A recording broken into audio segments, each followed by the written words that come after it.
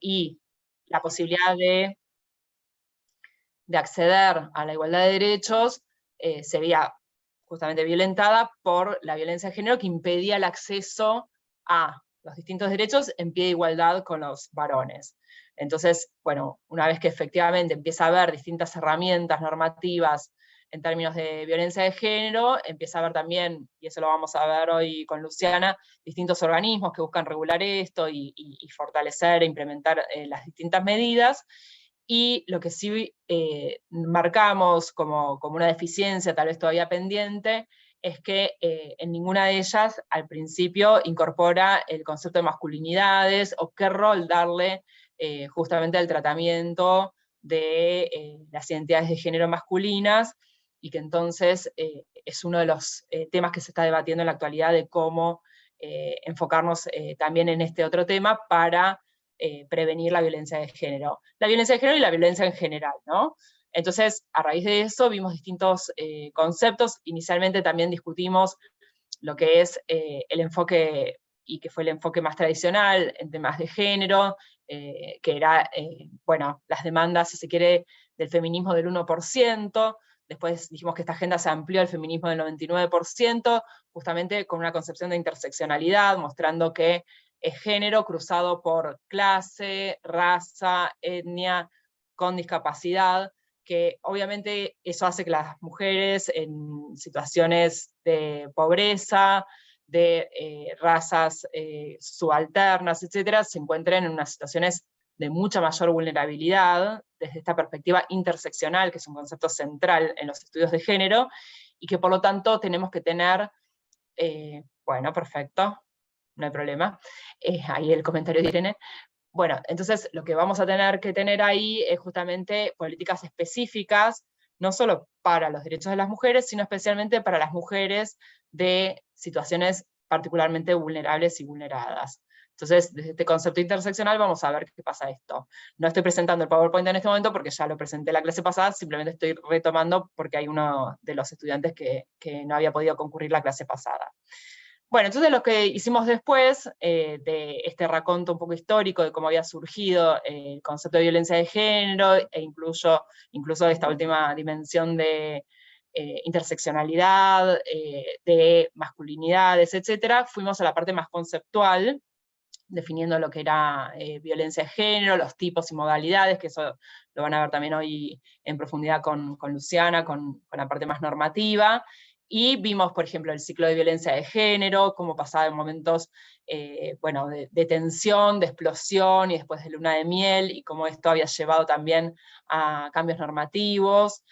Después también analizamos las distintas variables o factores que se anidan en el modelo ecológico de las violencias, los factores individuales, los factores relacionales, los factores comunitarios y los factores societales, que conllevan y producen violencia de género, y entonces como el Estado, y también obviamente de una mirada multiagencial y multisectorial, se pueden generar distintas intervenciones que logren la prevención a nivel individual, relacional, comunitario y societal.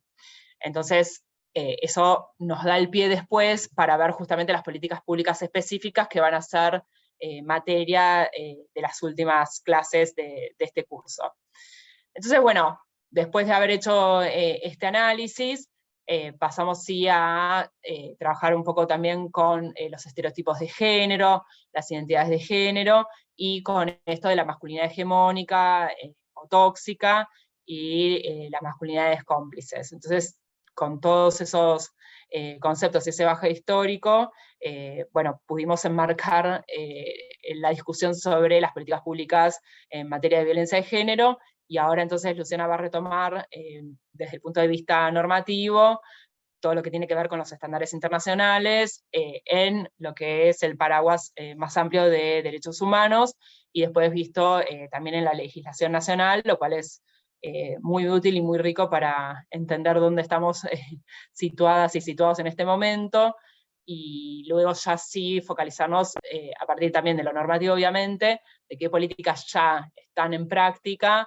y bueno, y después iremos viendo qué políticas públicas se están ejecutando también a nivel nacional y con algunos ejemplos provinciales o locales. Así que bueno, sin demorar más y sin robarle más la palabra a Luciana, ya le doy el pie, así ya continuamos con la segunda clase de la fecha del curso. Bueno. Hola, no sé si me escuchan bien. ¿Estamos bien? Genial. Bueno, yo soy, como presentó Alejandra, yo soy Luciana, yo soy abogada, así que voy a hablar un poco más de lo normativo, como adelantó. La idea es poder presentarle los estándares internacionales de derechos humanos de las mujeres y otras identidades de género. Vamos a ver un poquito el concepto, de qué se trata, y poder bajarlo un poco después a las tareas concretas que podemos llegar a realizar cada uno en nuestras labores, en nuestros trabajos. Yo no sé si Juan Patricio y Freddy nos quieren contar un poco a qué se dedican, para poder también encarar un poquito y enfocar todo esto que parece muy lejano, que son los tratados internacionales y demás, a lo concreto y a lo que hacemos a diario. No sé si tienen ganas de hablar y contarnos un poco. Bueno, hola, arranco Hola. yo, Juan Patricio. Dale. Hola, Juan. Sí, yo justamente soy licenciado en Relaciones Internacionales y también en Sociología, y también formo parte de un grupo de investigación donde hacemos mucho sobre las cosmovisiones, en particular latina, o sea, lo que vendría a ser el incanato, etcétera, etcétera, y precisamente yo soy el que aporto la pata de lo que siempre digo. Por ejemplo, la Organización Internacional del Trabajo tiene una resolución que se aplicó, creo, en un caso de General San Martín en Jujuy, de una empresa que le tenía que ceder el terreno y a su vez tenía que permitirle que tenga un sistema pedagógico particular, que no tiene que ser la educación particular nuestra, un sistema de reconocimiento de la medicina, que no tiene que ser el occidental, bueno, etcétera, etcétera. Y como bien decía Alejandra, me parece que esta multidimensionalidad que se le da a la cuestión de género me parece genial, porque aparte no es una cuestión meramente aislada, sino que es transversal a un montón de otro tipo de exclusiones y de injusticias que se ven a diario, digamos, y que lo padecen, bueno, no solamente el colectivo de las mujeres, sino que se tenga que buscar una solución articulada desde todos los puntos de vista al mismo tiempo. Toda esa simultaneidad y multidimensionalidad me parece que hay que abordarlo, y como decís vos, el derecho internacional creo que es un puntapié fundamental que aparte nos obliga como Estado a cumplimentarlo, porque si no, un juez internacional va a decir, bueno, mira, Argentina no cumple y estamos incumpliendo normativa internacional que ya firmamos que estamos obligados a cumplir, digamos. Bueno, ahí vamos Así a que, ver eso, vamos a ver ejemplos y demás, buenísimo, genial, así genial, que seguramente vas a poder aportar algunas cosas ahí a lo que vamos contando. dale. Bueno, intento poner yo las filminas a ver si puedo, y si no, voy a pedir a las compañeras a ver si lo pueden hacer. Estamos bien de conexión ahí. Esperen un segundito. Pongo la presentación. Esperen un segundo.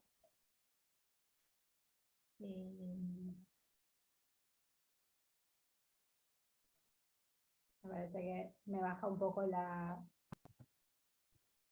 ¿Me siguen escuchando bien y viendo bien? ¿Sí? Sí, Luciana, vas bien. Perfecto. Bueno, genial, bárbaro. Bueno, primero, Patricio lo tiene claro, pero bueno, vamos a repasarlo un poco.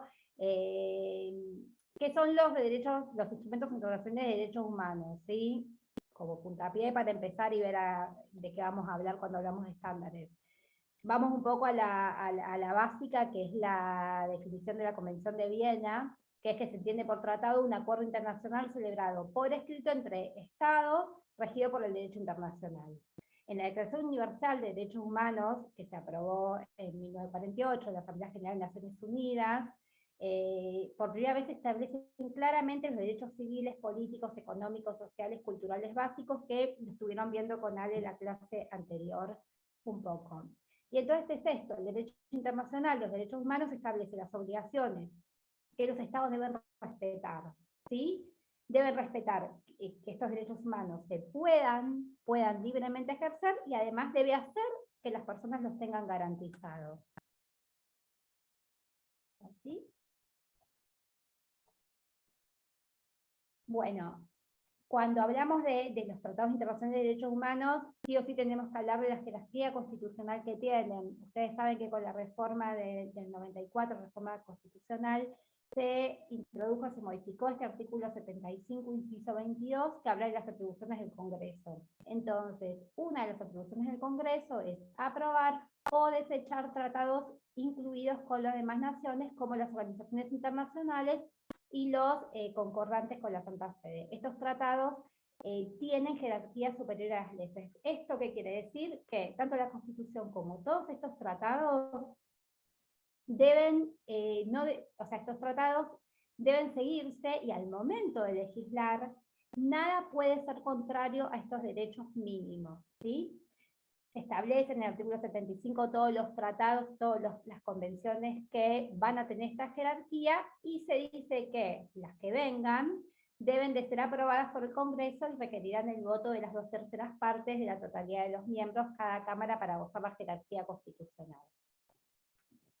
En cuanto a derechos humanos de las mujeres y diversidad de sexo genéricas, ¿cuáles son las principales? Primero las genéricas, las que ya vieron con Alejandra la clase pasada, que tienen que ver con la Declaración Universal de Derechos Humanos, la Declaración Americana de los Derechos y Deberes del Hombre, la Convención Americana sobre Derechos Humanos, el Pacto Internacional de los DES, los Derechos Sociales, Económicos y Culturales, el Pacto Internacional de Derechos Civiles y Políticos, y acá ya empiezan a venir los que tienen que ver con derechos humanos de las mujeres, que el primero fue la Convención Internacional de Eliminación de todas formas de discriminación contra la mujer. Obviamente, con todo un andamiaje y con toda una lucha previa de los movimientos de mujeres que desencadenan con el protocolo y esta Convención Internacional. La Conferencia Mundial sobre Derechos de Viena, donde se declaran las mujeres afectadas en los conflictos armados, el Estatuto de Roma, que crea la Corte Penal Internacional, y ya en el 94 la Convención Interamericana para prevenir, sancionar y erradicar la violencia contra la mujer, donde se habla de violencia contra la mujer. Bueno, tenemos la convención, el protocolo de Palermo, que tiene que ver con trata, la declaración y plataforma de acción de Beijing. Después tenemos la Convención Interamericana de Protección de Derechos Humanos de las Personas Mayores, que no es exactamente de género, pero sí habla de la necesidad de la igualdad de género en el trato de las personas adultas mayores, y los principios de Yogyakarta, que no es una convención o un tratado, es una declaración de principios internacional, que fue la primera vez que se empezó a hablar de diversidad a nivel internacional, en el marco internacional. Vamos a ver primero los primeros artículos y los conceptos de estas dos convenciones que dijimos que son las específicas de derechos humanos de las mujeres.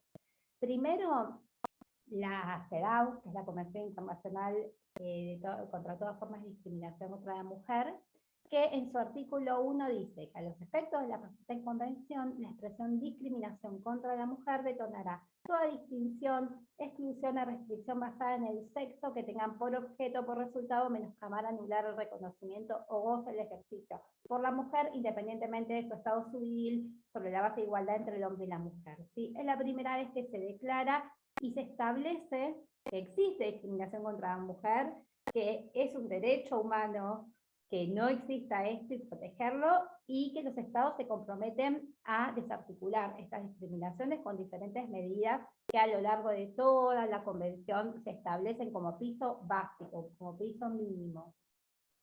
Después tenemos la Convención de Belém do Pará, que la deben haber escuchado también, que es la Convención Internacional para sancionar, erradicar la violencia y prevenir la violencia contra las mujeres. Esta es de 1994, ya pasó mucho tiempo entre una y otra, pasaron muchos reclamos, pasaron muchas jurisprudencias de la Corte Interamericana, que ahora vamos a ver un poco cómo juega, y es la primera vez que a nivel internacional se acuerda que la violencia contra las mujeres es cualquier acción o conducta basada en su género que cause muerte, daño o sufrimiento físico, sexual o psicológico a la mujer, tanto en el ámbito público como privado. Empezamos a salir de lo privado y empezamos este lema que debemos haber escuchado muchas veces, que lo personal es político. Al Estado sí le importa lo que pasa adentro, sí nos metemos en lo privado, porque lo privado deja de ser privado cuando afecta a derechos humanos.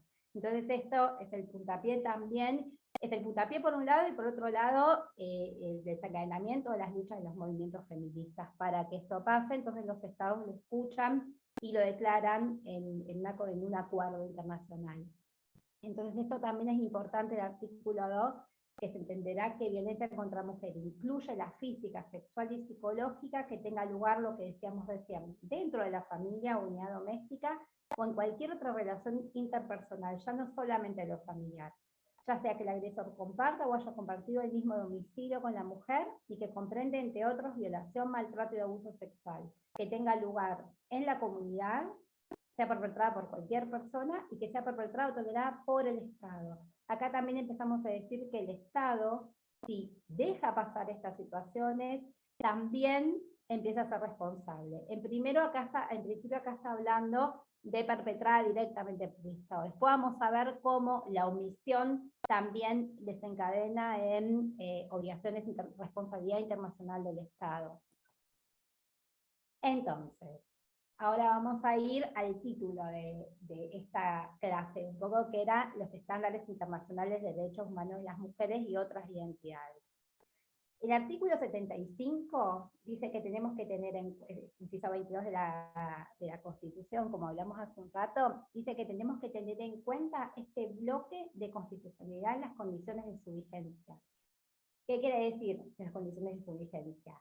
Con las actualizaciones que existan, las interpretaciones que existan de estas convenciones, de estos tratados. Entonces, tenemos que tener en cuenta todo el desarrollo interpretativo que hayan realizado los organismos internacionales de protección de derechos humanos que corresponden a cada uno de los tratados. Entonces, cuando hablamos de estándares internacionales de derechos humanos de las mujeres, decimos que es la norma más todas estas interpretaciones que se escriben en esta norma. Jurisprudencia de la Corte Interamericana, de la Comisión Interamericana de Derechos Humanos. Acá estamos hablando del sistema interamericano, pero bueno, lo podemos extender.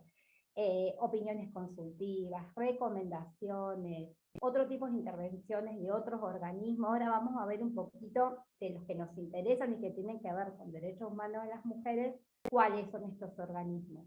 Y todas las medidas provisionales, incluso las decisiones de resoluciones de sentencia. Entonces, ¿qué es el estándar de derecho internacional de derechos humanos de las mujeres? Son las normas internacionales, más todas estas interpretaciones que otorguen mejor derechos más claros. Entonces, el artículo 29 de la Convención Americana de Derechos Humanos dice que en el ámbito interno, o sea que siempre vamos a ir a una mejor interpretación.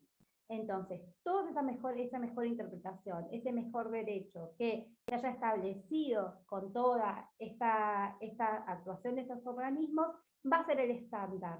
No va a ser solo la convención, sino todo esto que se fue actuando y que se sigue actuando permanentemente. Si en el ámbito interno tenemos una mejor interpretación, esa es la que se priorizará. Siempre vamos a priorizar a la mejor interpretación. Hasta acá estamos bien. ¿Quieren que volvamos a algún tema en específico? Que repasemos. Yo sé que a veces no son temas que vemos y que hablamos todos los días, entonces por ahí hay que volver sobre alguno. Nada. Bueno, seguimos. Esperen que se me fue. Entonces, ejemplo de algunos estándares. Por ejemplo, yo creo que uno de los que deben de tener, pueden llegar a tener claros o deben de haber escuchado, es el caso González y otras, de la Corte Interamericana, el caso Campo Algodonero. El caso Campo Algodonero es el caso de los femicidios en México. En este caso, durante mucho tiempo aparecieron mujeres desaparecidas, aparecieron mujeres que habían desaparecido, aparecieron mujeres enterradas y demás en una localidad de México, no me acuerdo exactamente ahora, y lo que se estableció es que el Estado había sido responsable porque había permitido que todos estos casos ocurran. Se declaró la responsabilidad del Estado mexicano en todos estos femicidios. Se habló de femicidios, y se habló de la responsabilidad del Estado por acción y por omisión, que esa omisión había generado responsabilidad, y que estos femicidios había sido culpable el Estado mexicano. Entonces, se habló, es una sentencia muy larga que tiene muchísimas partes, que es riquísima, que es como el ABC en temas de femicidio, donde se puso en la agenda mucho más todavía el tema de los femicidios en toda América, y donde se habla de reparaciones simbólicas, reparaciones económicas a los familiares. Entonces, este estándar hizo que también se ponga en agenda, como dije recién, por lo menos en América Latina, la legislación sobre femicidios, determinación de responsabilidades, cómo juzgar los femicidios, la necesidad de tenerlos en los códigos penales. Así que bueno, este es un ejemplo de estándares muy importante, que si bien esto no estaba detallado de esta forma en la Convención de Belén do Pará, no se habla de femicidios con este nombre, ni todas sus consecuencias, sí, digamos, es como muy importante y fue el puntapié de muchísimas otras legislaciones. Y sobre todo, se habla de la debida diligencia reforzada del Estado. La debida diligencia en prevenir, sancionar y condenar todo tipo de violencia contra las mujeres. Vamos a volver un poquito también con el tema de debida diligencia. Y ahí nos remitimos a otra recomendación, que es la recomendación general del Comité CEDAW. Eso era un fallo del que hablamos recién. Otro estándar es esta recomendación general del Comité CEDAW, la número 19, la del 92, que es antes de que exista la Convención de Belén do Pará, que habló de violencia contra las mujeres.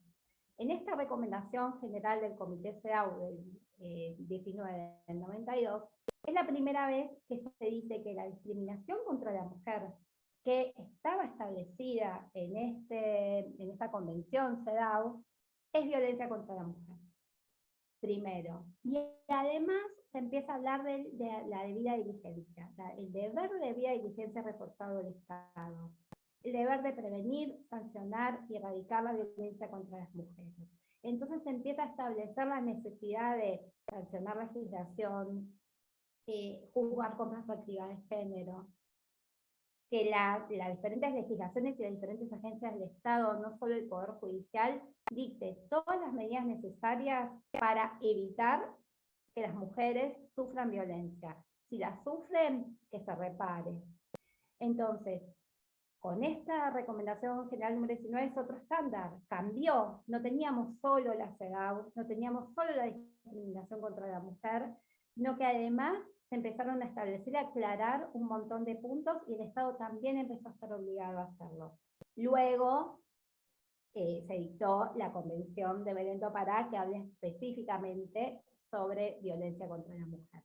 Entonces, vamos entendiendo un poco esto de los estándares. Los estándares es fundamental tenerlos a mano, es fundamental estar actualizadas y actualizados en esto, porque es lo que nos va a permitir también saber como Estado qué obligación tenemos, hacia dónde tenemos que ir, qué legislación tenemos que sancionar, si tenemos que proponer hacer un proyecto legislativo, para dónde ir, porque qué es lo que está pasando a nivel internacional con esto. Entonces, bueno, otra es la recomendación general del Comité CEDAW, también la 33, que habla sobre acceso a justicia de las mujeres. Ahí también se establecieron muchísimas pautas que luego se controla al Estado, que el Estado la hacía, que el Estado modifique legislación, que modifique políticas públicas, que modifique actuación ante la justicia, para que las personas y las mujeres que necesiten acceder a la justicia porque son víctimas de violencia de género tengan un acceso efectivo y realmente ese acceso cumpla con la necesidad que es la protección. Después, yo les estoy diciendo así como las top y las más importantes, porque es un repaso muy chiquito. La 35 de la CEDAW actualizó la 19, es de 2017, la 19 del 92, entonces se actualiza y se pone énfasis, entre otras cuestiones, en las reparaciones, tanto a las víctimas de violencia de género.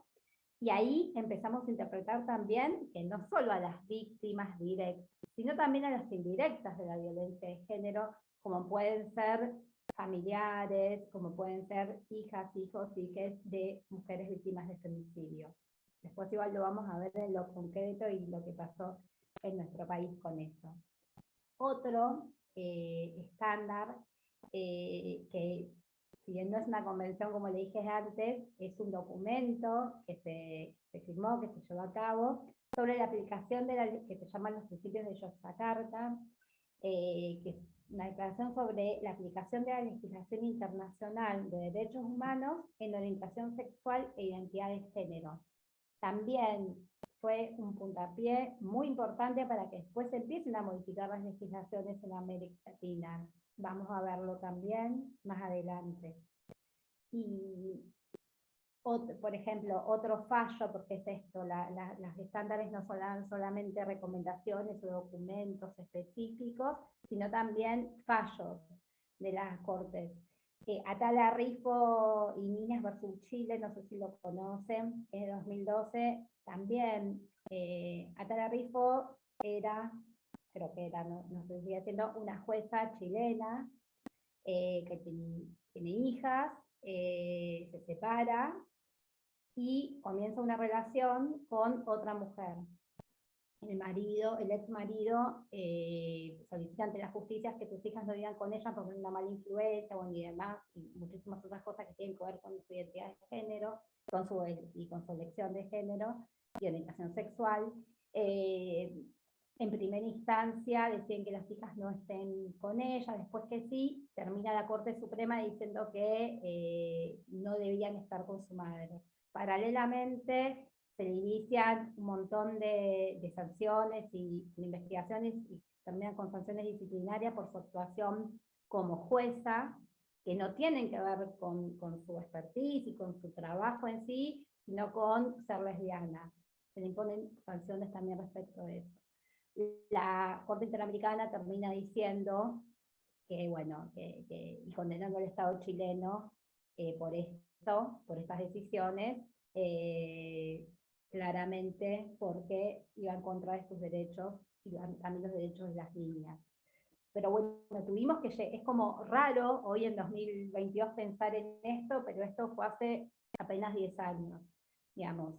Y todavía seguimos luchando para que se reconozcan muchos derechos, o muchos que están reconocidos, que se implementen, que se apliquen y que sean reales y que sean efectivos, que es el deber del Estado. Que más allá de que existan y estén en letra y estén en documentos, que realmente sean efectivos. A veces terminan siendo condenados los estados porque esto no sucede. Bueno, un poquito entender, bueno, estos son los instrumentos, pero ¿de dónde salen? ¿Quiénes son los organismos que producen estos instrumentos, recomendaciones, jurisprudencias e informes que construyen estos estándares internacionales de derechos humanos de las mujeres y otras entidades de género?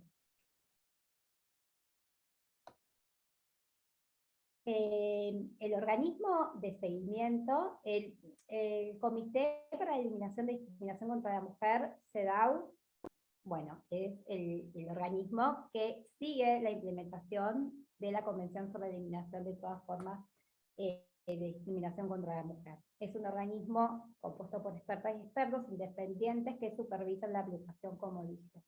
De acuerdo con el protocolo facultativo de la Convención, tiene el mandato de recibir comunicaciones de individuos o grupos de individuos que presenten denuncias de violación de los derechos protegidos por la Convención ante el Comité.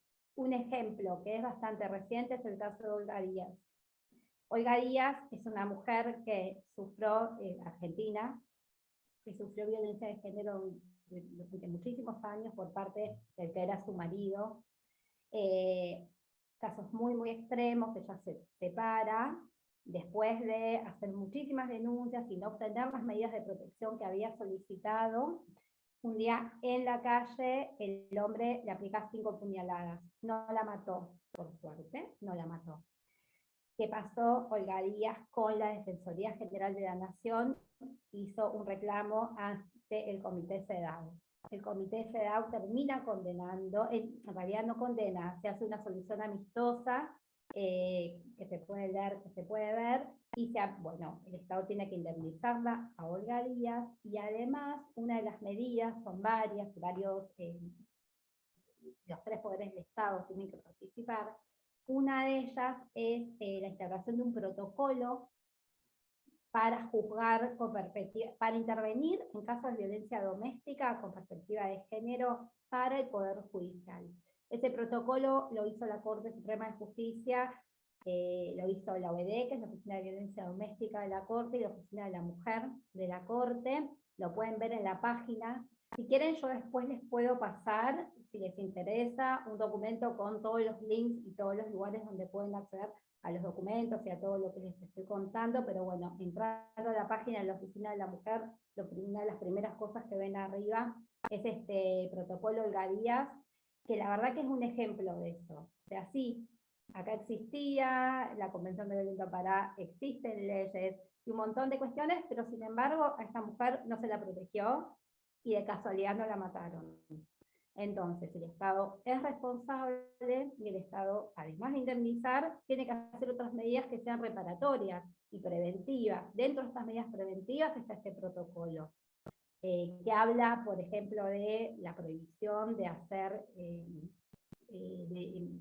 audiencias conjuntas, la obligatoriedad de tomar medidas, cómo hacerlo, cómo escuchar a las mujeres que van a denunciar.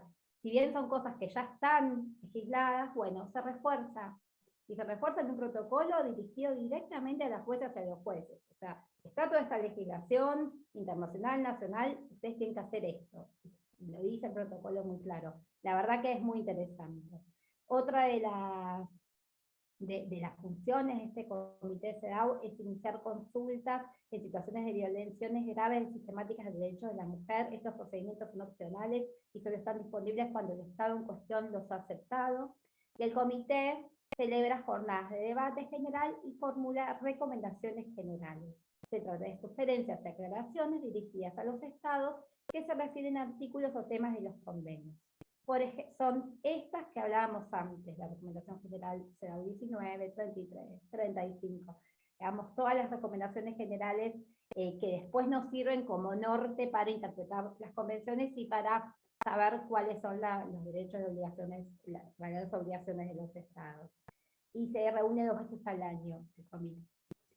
Para acceder a todos estos estándares, yo les sigo tirando ahí tips para que puedan verlos. También la Corte Suprema de Justicia, en la página de la Oficina de la Mujer, tiene una guía interactiva de estándares internacionales de derechos humanos de las mujeres. Esto es una lista de derecho a no discriminación, derecho a dignidad y violencia, una lista de 10 derechos con sus estándares. Ustedes entran en cada uno de esos y van a tener todos los estándares internacionales, todas las convenciones, las últimas recomendaciones, los últimos fallos. Es una herramienta que si la empezamos a usar es súper interesante porque nos va a guiar un poco ahí cuando tenemos que encarar lo que fuera, desde una demanda hasta un proyecto de ley, hasta formular una política pública. A ver si puedo, no puedo pasar la otra. Ahí está. Bueno, el otro organismo, decíamos que teníamos CEDAW, que es la Convención sobre Eliminación de Discriminación, y la Convención sobre todo formas de eliminación de discriminación contra la mujer, las 2 nortes, digamos. Entonces el otro organismo es el MESEGRI. El MESEGRI es el mecanismo de seguimiento de la Convención de Belén do Pará. Para saber la implementación efectiva de la Convención se requiere un proceso de evaluación y apoyo continuo, independiente, para lo cual se creó en 2004 este mecanismo. Es una metodología de evaluación multilateral, sistemática y permanente, fundamentada en foros de intercambio y cooperación técnica entre los Estados partes y el comité de expertas. Este comité de expertas es responsable del análisis y evaluación de los procesos de implementación de la Convención y elabora informes hemisféricos e informes de seguimiento. Ustedes, si entran a la página de MESEGRI, los pueden ver, y pueden ver los hemisféricos, los seguimientos, y Argentina, cuáles fueron las recomendaciones que se van haciendo específicamente en cuanto a esta evaluación. Quienes trabajamos en el Estado y trabajamos en estos temas, nos suele llegar cada 4 años un documento donde tenemos que informar, depende de cada uno de los poderes donde trabajamos, el punto focal es el Ministerio de las Mujeres, pero luego en los diferentes lugares donde trabajamos estos temas del Estado nos consultan, donde informamos absolutamente todas las acciones que el Estado argentino realiza para cumplir con la Convención de Belém do Pará. El Estado lo hace y cada 4 años MEFECDI lo informa. Esto es muy importante porque de acá queda plasmado todo lo que está haciendo el Estado argentino y todo lo que le falta hacer. A ver, está medio lento esto. Ahí va. Bueno. Luego tenemos, hay muchos otros, pero bueno, yo elegí solamente estos dos, la Corte Interamericana y la Comisión Interamericana de Derechos Humanos, donde se emiten los fallos. Primero están los fallos de la Corte Interamericana y también están todas las opiniones y los documentos y demás, muchísimos documentos que emite la Comisión. En todos los temas de derechos humanos, nosotros nos centramos en los de género porque estamos hablando de eso en este curso. Entonces, la Corte Interamericana es uno de los 3 tribunales regionales, luego existe el de África y el de el Internacional Penal, es una de las instituciones judiciales autónomas cuyo objetivo es aplicar e interpretar la Convención Americana. La Corte Interamericana ejerce una función contenciosa, esto es, un juzgado, digamos, que juzga, dentro de la que se encuentra la resolución de casos contenciosos y el mecanismo de supervisión de sentencias, ¿sí? Porque las sentencias que emite la Corte Interamericana por general ordenan diferentes acciones a los estados que hay que cumplir y hay que ver y chequear, digamos, y hacer el monitoreo si se están cumpliendo. Y una función consultiva y la función de dictar medidas provisionales.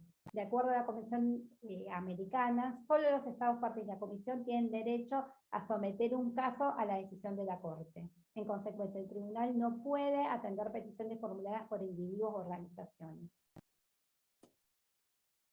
Y después, si puedo pasar, a ver. Ahí está.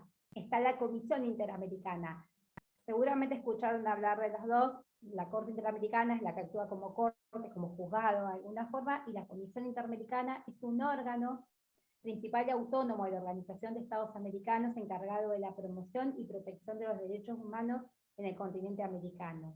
Tiene la función principal de promover la observancia y defensa de los derechos humanos, realiza un trabajo con base a 3 pilares: sistema de petición individual, así el monitoreo de la situación de los derechos humanos y la atención de líneas temáticas prioritarias. Acá por lo general se hacen opiniones consultivas, se trae un tema y se realizan informes y opiniones. No es igual que la Corte Interamericana, que tiene una función y que el producto es una sentencia que sí obliga a los estados partes a cumplir. Bueno, hasta acá vimos toda la normativa internacional. No sé si hasta acá, ¿me escuchan bajo? ¿Me escuchan bien? ¿Me quieren...? Se escucha bien, ¿eh? ¿Se escucha bien? No sé Sí, si tienen perfecto. alguna consulta, quieren que repasemos algo de lo que vimos hasta acá, algo para aportar de sus lugares y de su expertise. Bueno. Perdón, Luciana, ya que estamos, no sé si lo vas a hablar más tarde, pero digamos, todo este proceso, y sobre todo para presentar ante las Cortes Internacionales, generalmente tiene que haber pasado todo el proceso de la justicia argentina y llegado hasta agotado todas las instancias locales. Digamos, ¿cómo es un proceso, no sé si lo vas a contar después, o en el cual una mujer que es víctima de hoy, ahora, en este instante, víctima de violencia de género, digamos, ¿cómo es todo el procedimiento que tiene que hacer para poder, no sé, utilizar la normativa internacional en un caso o armar un caso para presentarnos ante un tribunal? O sea, ¿cómo se implementaría toda esta normativa internacional en ese sentido? Mira, acá no lo voy a contar porque la verdad que es un curso aparte de todos los mecanismos de cómo llegar. Yo acá lo que les quería contar mínimamente era todos estos estándares que yo les cuento, quiénes los producen. Por ejemplo, Olga Díaz, ¿cómo fue? Olga Díaz no fue a la corte, fue al Comité CEDAW. Y Comité CEDAW se hizo una especie de mediación, si querés, entre el Estado y Olga Díaz en el comité y se llegó a un acuerdo. ¿Sí? Ese acuerdo el Estado lo está cumpliendo porque es obligatorio. ¿Cómo llegó? A través de la Defensoría General de la Nación. Olga Díaz presentó todo su recorrido ante la justicia, todas sus negativas de los diferentes juzgados en otorgarle medidas de protección, digamos, algo gravísimo, y con eso la Defensoría General de la Nación presentó el caso ante el Comité CEDAW. Para llegar a la Corte Interamericana se tienen que presentar, o sea, se tienen que agotar todas las instancias y todas las vías, y ahí recién es donde se empieza todo el proceso, que son larguísimos, que llevan muchísimo tiempo, y obviamente que es a través de siempre de abogados especializados, pero no es por petición de parte. Por petición de parte es a la Comisión Interamericana, que se emiten diferentes dictámenes y si ahí se considera, se llega el caso a la Corte Interamericana. Eso es un poco, muy hiper resumido el procedimiento, pero siempre tiene que haber habido una actuación previa judicial donde se haya decidido en Argentina y donde se haya denegado y no se hayan cumplido diferentes derechos que se deberían haber cubierto y se deberían de haber cumplido y garantizado, en este caso las mujeres. Pero si ustedes les parece, pero hay muchos casos argentinos, hay diferentes casos de Argentina en género, específicamente el más resonante y el último fue este de Olga Díaz, digamos, que además hay concreto, pero fue ante el Comité CEDAW.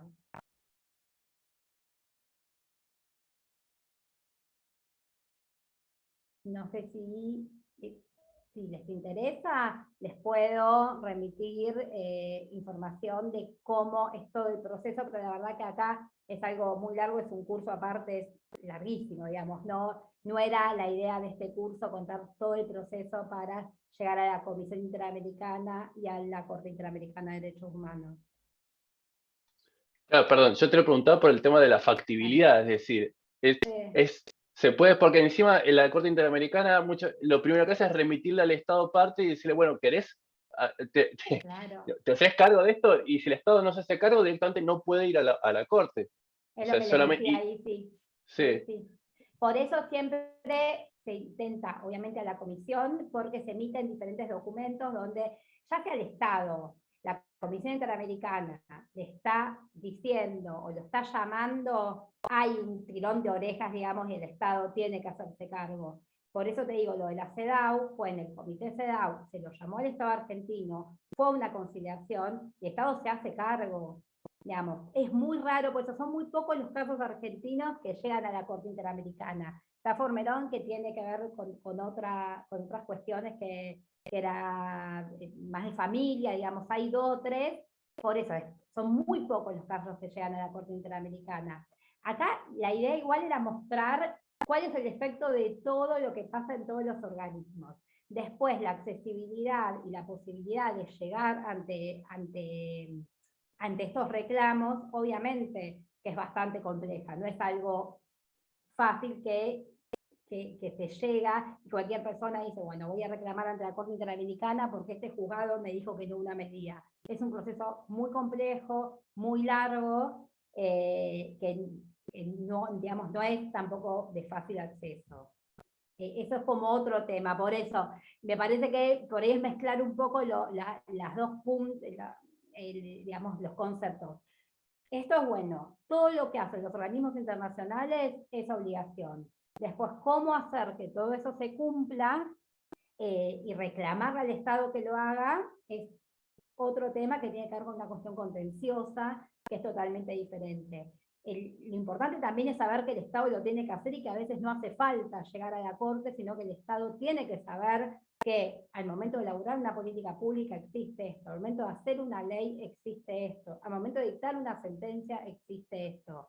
porque son obligaciones internacionales que tarde o temprano, si no las cumplen, se les termina obligando a ese cumplimiento, aunque no sea fácil el camino para llegar a hacerlo de una forma contenciosa, que es ante la Corte Interamericana. Buenísimo, gracias. ¿Está? Dale, genial, buenísimo. Cualquier cosa, seguimos, que ahora vamos a esto, que por ahí la idea más de este curso, de todo eso, cómo lo plasmamos en acciones concretas y bueno, en políticas públicas, que es el título del curso este en general. Entonces, cómo esta normativa nacional referente de derechos humanos de las mujeres y otras identidades de género, cómo toda esta normativa internacional se refleja en la normativa nacional.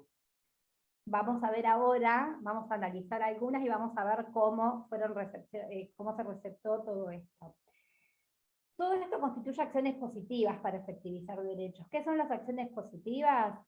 Es una obligación internacional del Estado, de cada uno de los estados, que asumió a través de estos tratados y estas convenciones, que en algunos casos, para generar igualdad de condiciones, que es el concepto de igualdad que se tiene que tener en cuenta, y sobre todo en estos casos, hay que dictar algunas medidas concretas que duran un tiempo, que la idea es que no duren para siempre, que no sean, digamos, que sean temporales, para en ese momento poder equiparar y que todas las personas tengan acceso a los mismos derechos. Por ejemplo, los cupos. Los cupos son las acciones positivas así por excelencia. Sí, para acceder a cargos en el Estado, electivos, en un sindicato y demás, las mujeres no entraban en la lista, bueno, se tuvo que, por ley, obligar a que las mujeres entren a la lista en un porcentaje. Eso es una acción positiva.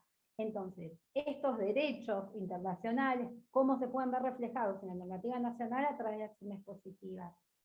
Y la otra, así muy importante, como también la fundamental, es el cumplimiento del deber de debida diligencia reforzada del Estado. En la normativa, dictando leyes. En el Poder Judicial, cumpliendo con perspectiva de género, dictando las sentencias, dictando medidas de protección. Desde el Poder Ejecutivo, generando políticas públicas de prevención, desde las fuerzas policiales hasta programas, hasta cuestiones que tengan que ver con reparaciones, con subsidios a mujeres que fueron víctimas de violencia, que si no tienen algún tipo de salida económica, que no sea solamente un subsidio, sino que sea reparatoria, que tenga que ver con inserción laboral y construcción de redes, no van a poder salir de esa situación. Digamos, en estos ejes se ven reflejada la normativa internacional y la nacional. Muy a grosso modo, obviamente, porque es mucho más complejo. Y acá, esto es larguísimo, no les voy a contar todas, pero sí está bueno a veces hacer el repaso de toda la normativa nacional, que en todo este último tiempo se fue dictando y cómo se fue ampliando derechos de las mujeres y de las diversidades a partir de que empezaron, que se suscribieron estos convenios, de que tuvieron jerarquía constitucional. Por ejemplo, si los empezamos a ver, decimos, bueno, son muchos y a veces no los vemos todos juntos.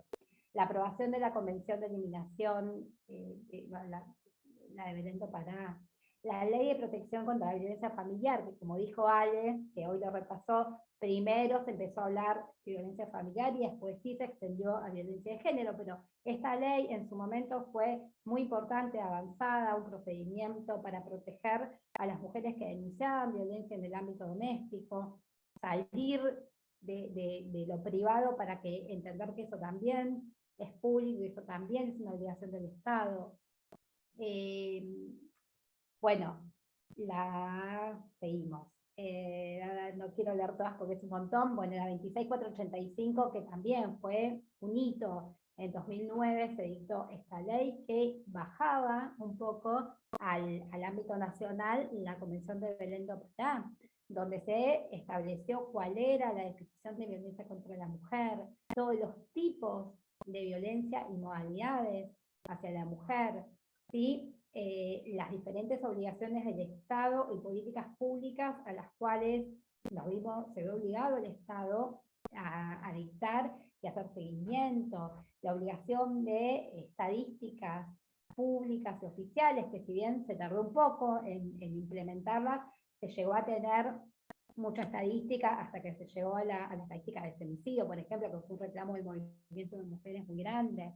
La ley de identidad de género, que ahora vamos a verlo un poquito más en profundidad, las modificaciones del Código Penal, en la que, después se llegó a incorporar la figura de femicidio, la paridad de género, esperen que se me está colgando un poquito, en la representación política, el régimen de reparación de niñas y adolescentes víctimas de femicidio colateral, que también la vamos a ver porque es como muy interesante.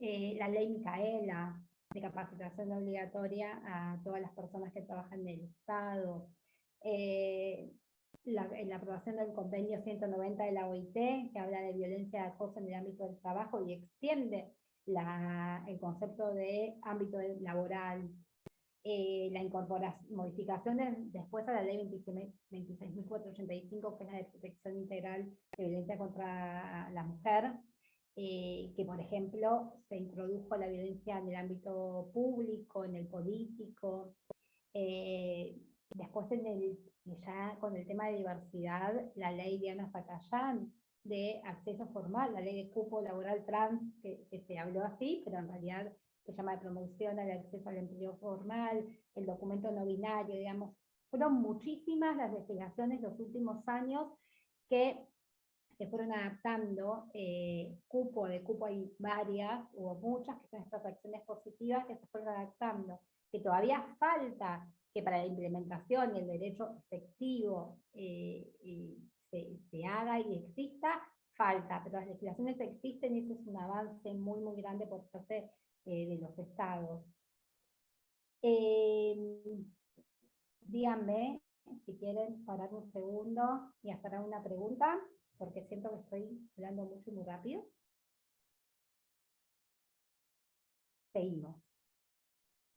Acá quería por ahí hacer un poco de referencia a alguna de esta legislación que les nombré recién, y cómo el movimiento de mujeres y diversidades y el avance en materia de estándares internacionales de derechos humanos de las mujeres y otras identidades hizo que se puedan sancionar estas legislaciones.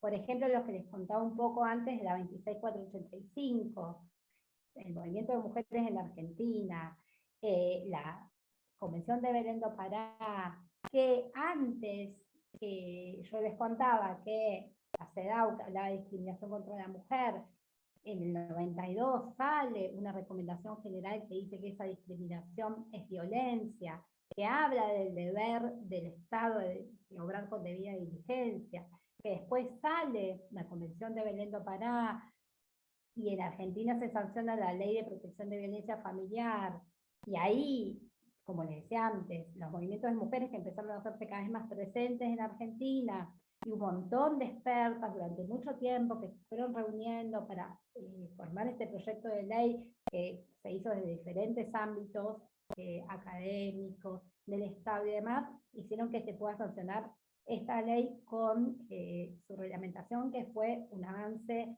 enorme, que ahora, bueno, se va a modificar porque se va a empezar a introducir también el tema de otras identidades, muchas otras cuestiones que ahora decimos, bueno, pero no tiene otras identidades, pero hace 13 años cuando se sancionó era de súper avanzada. Por suerte ahora nos quedó vieja porque hay muchos otros derechos que fuimos conquistando y que ya nos parecen como dados y como que es lo lógico, no lo eran en ese momento y era a lo que se pudo llegar y que fue un montón, pero bueno, esto, como todo, no solamente los organismos internacionales que van receptando todo lo que pasa y lo plasman en recomendaciones, cómo esas recomendaciones los estados se hacen eco y empiezan a modificar, eso es muy importante, porque si nosotros, el ámbito que sea, pero bueno, este es un ámbito legislativo donde se está dando este curso, y si hay personas que piensan en hacer proyectos de leyes y demás, tener esto bien claro y estar bien actualizadas en lo que van diciendo los organismos internacionales es muy importante siempre. la modificación del Código Penal con el tema de femicidio en 2012. No sé si saben un poco la historia de cómo fue acá en Argentina, cómo se llegó a que se modifique el Código Penal y se introduzca el agravante por violencia de género. Obviamente, movimiento de mujeres desde hace muchísimos años, pero en el año 2008 la Casa del Encuentro, que es una ONG muy conocida, que es la primera que empezó a registrar estos femicidios en el Observatorio de Femicidios, Adriana Maricel Zambrano. ¿Cómo lo hacía? Con los medios de comunicación, con un trabajo súper arduo, buscando en 120 medios todos los días y haciendo informes anuales. Se empezaron a mostrar las cifras anuales de femicidios, sin tener datos oficiales, obviamente. Esto empezó a instalar en la agenda. Paralelamente también los organismos internacionales empezaron a hablar, se empezó a hablar de femicidios, existieron estos fallos que contaba Campo Algodonero, en el ámbito internacional se empezó a hablar de femicidios, empezaron a existir las obligaciones del Estado, entonces se llegó a que con varios proyectos de leyes, de hecho la misma Casa del Encuentro participó en mesas interinstitucionales con el Poder Ejecutivo y el Legislativo y demás, y luego con mucho debate se sancionó.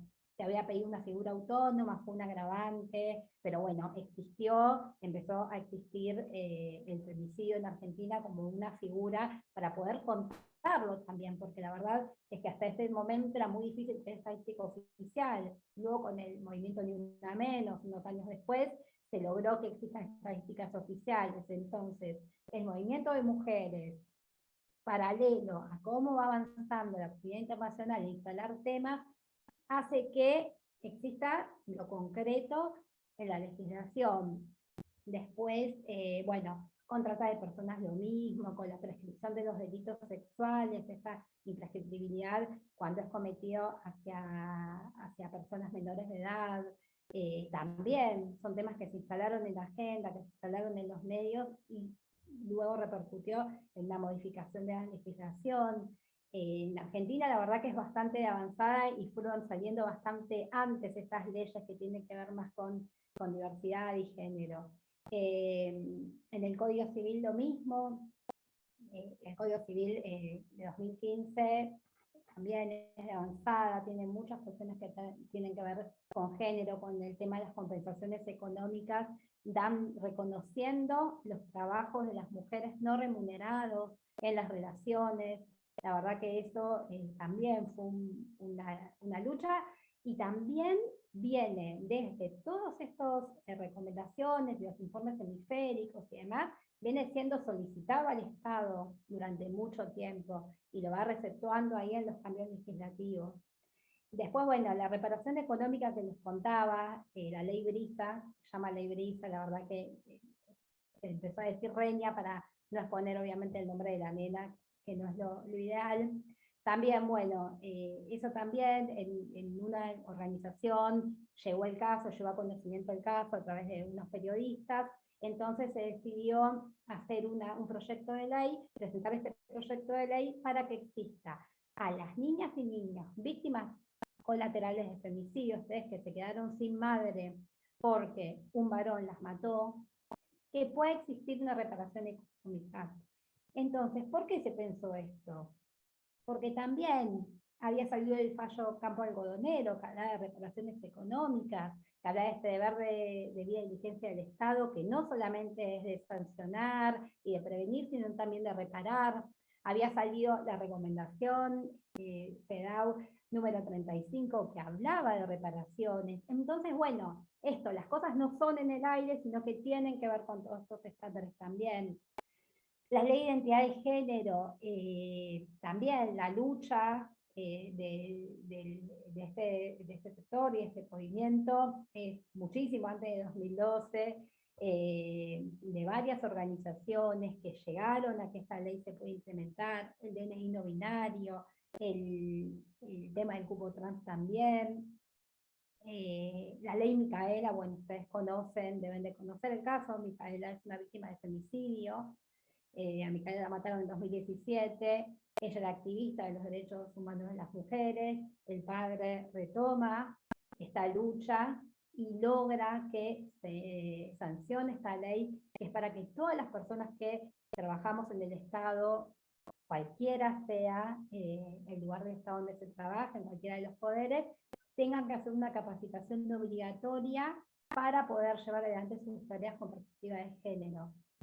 Y bueno, y otra histórica que la deben de conocer es la de la Ley de Acceso a la Interrupción Voluntaria del Embarazo. También desde el movimiento de mujeres de los años 80 en Argentina, mundialmente desde otros tiempos, se vinieron armando diferentes mesas, diferentes grupos y demás, se fueron presentando proyectos de leyes, desde la jurisprudencia argentina también, en el año 2012 se dictó el fallo FAL, que interpretó que en los casos de interrupción legal del embarazo, solamente bastaba con un consentimiento informado, con la declaración de la víctima que diga que había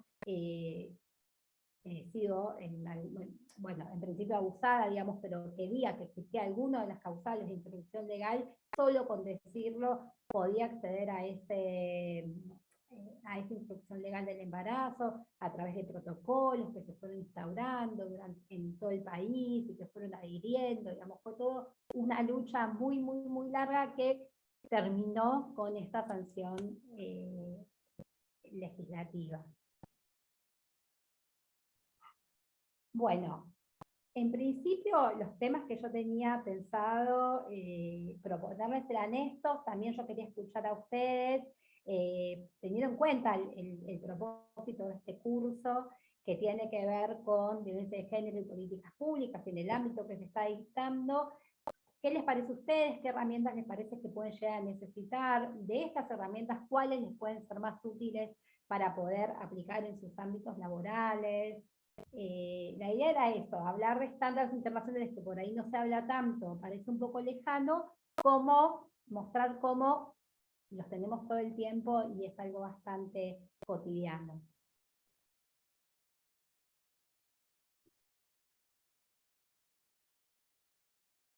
Bueno.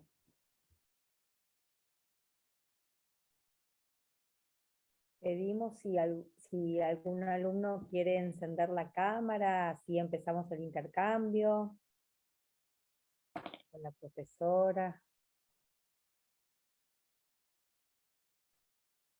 Bueno.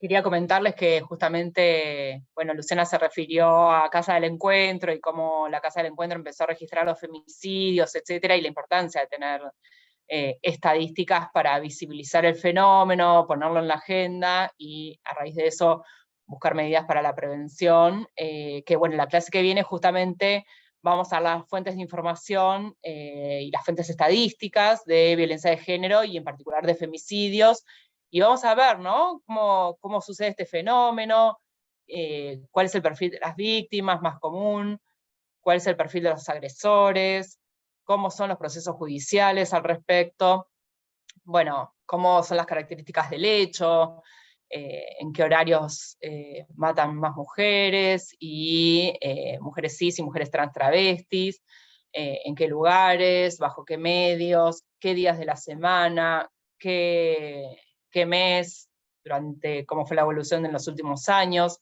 Así que bueno, todo eso lo vamos a ver la clase que viene, donde vamos a ver las distintas fuentes de información con las que cuenta el Estado argentino, y a su vez también obviamente las organizaciones no gubernamentales, las ONGs, que en esto la verdad que tienen mucha incidencia y que de hecho fueron previas en algunos sentidos y en algunos casos a la estadística oficial, por justamente la demanda de las organizaciones.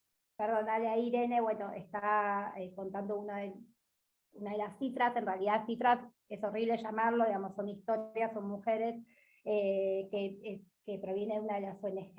Esto es súper importante, que existan estas ONG que van monitoreando, porque después la cifra oficial que emite la Corte en el Registro Nacional de Femicidios, la Justicia Argentina, es un año después, con todas las causas judiciales ya iniciadas, porque bueno, es necesario para poder tener toda esa información. Pero sí, hasta el 3 de junio ese es el número que están dando las organizaciones no gubernamentales, y es terrible. Y bueno, la idea de esto, la debida diligencia, tiene que ver con esto, en que todavía evidentemente falta que existan medidas de prevención, medidas de acompañamiento, por lo menos, o sea, por un lado, estas reparaciones son muy importantes, como la ley Brisa que contábamos, pero ya pasó. Lo que necesitamos es que no pase, por eso el deber de debida diligencia reforzado todo el tiempo tiene que seguir estando, tenemos que aumentarlo, tenemos que seguir dictando leyes, las que sean necesarias, protocolos, seguir monitoreando la actuación de la justicia y la del Poder Ejecutivo también, porque a veces no es solamente la justicia, o a veces ni siquiera se llega a hacer una denuncia,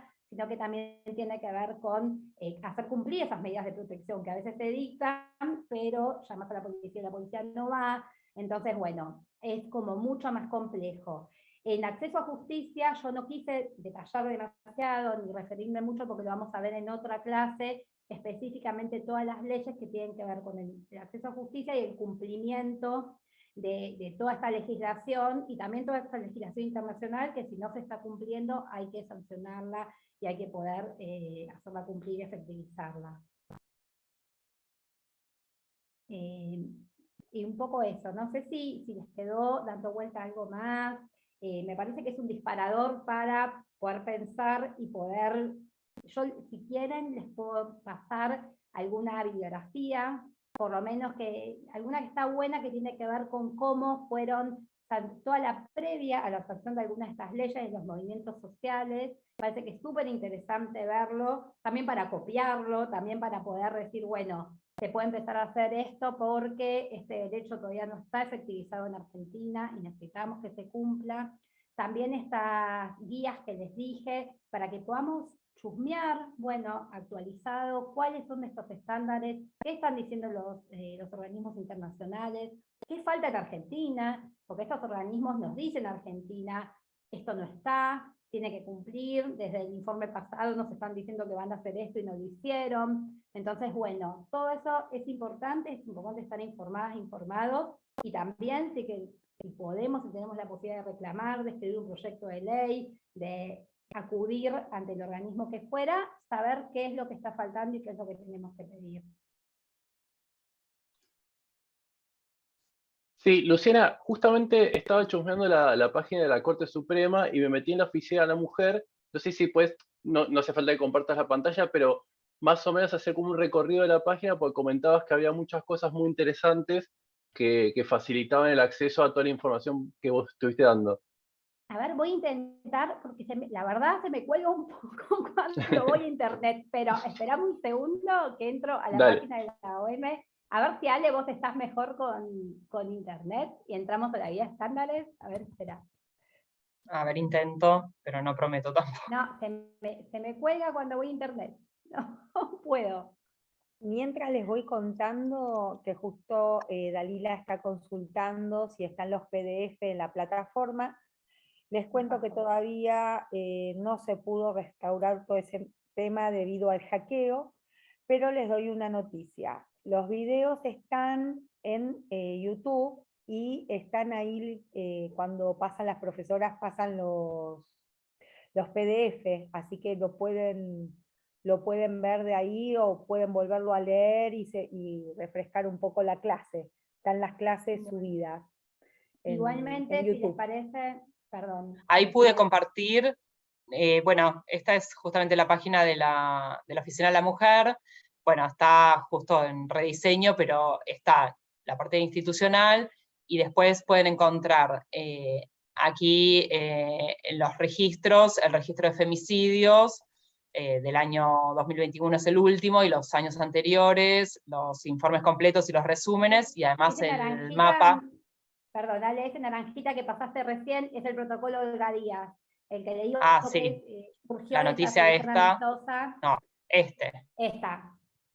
Es este protocolo que, para la justicia, para actuar como perspectiva de género en caso de denuncias, que surgió de esta solución amistosa en el Comité CEDAW. Esto la verdad que es súper interesante, cuento un poco la historia, pero sobre todo, bueno, son diferentes medidas que se tomaron para que no vuelva a pasar lo que le pasó a Olga Díaz.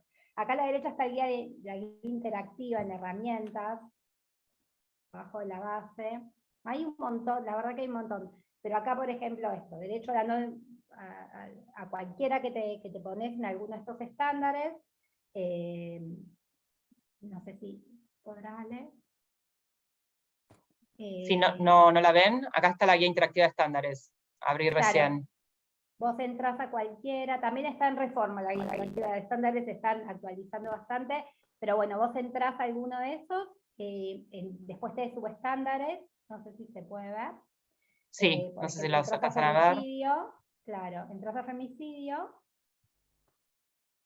por decir uno, y tenés la Convención Interamericana, los productos de organismos, todo esto que yo les contaba, bueno, el Comité CEDAW, todo lo que dijo en relación a los estándares, al femicidio, CEDAW, que dijo en relación al femicidio.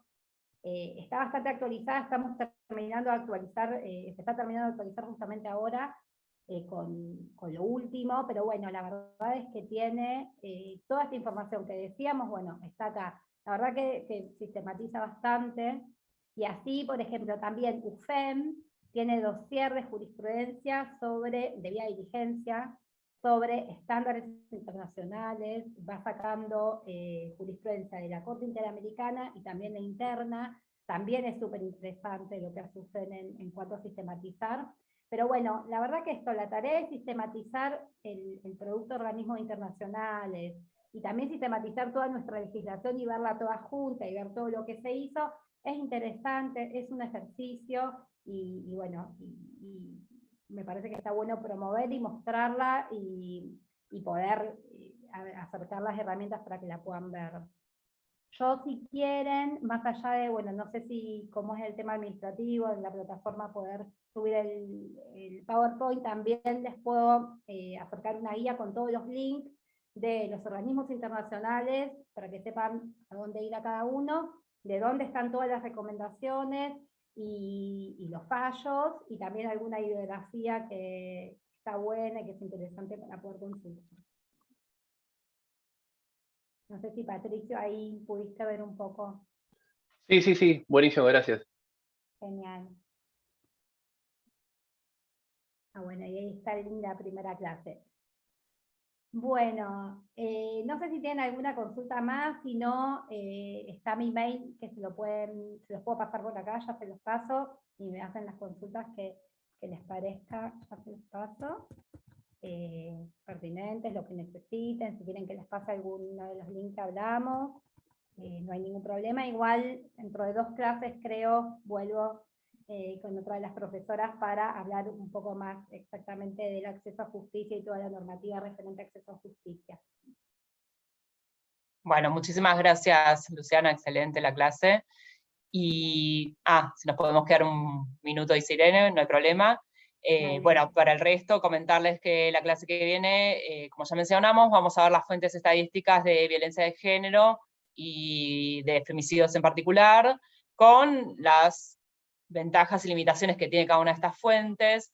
También vamos a ver la fuente policial, del Ministerio de Seguridad de la Nación, respecto, por ejemplo, de delitos contra la integridad sexual, y bueno, y otro tipo de delitos vinculados a la violencia de género, y así también otras fuentes disponibles que tiene el Estado argentino y las ONGs para dar cuenta de estas temáticas y poder monitorear y evaluar qué está sucediendo en este terreno, y si las políticas públicas están siendo efectivas o no para prevenir la violencia motivada por razones de género. Así que bueno, muchas gracias, y bueno, nos quedamos entonces unos minutos con Irene para que nos comente algo. Así que Juan, Patricio, Freddy, Esmeralda y Dalila, nos vemos la clase que viene, y bueno, que tengan un buen fin de semana. Gracias, muchas gracias. Chao, buen fin de semana.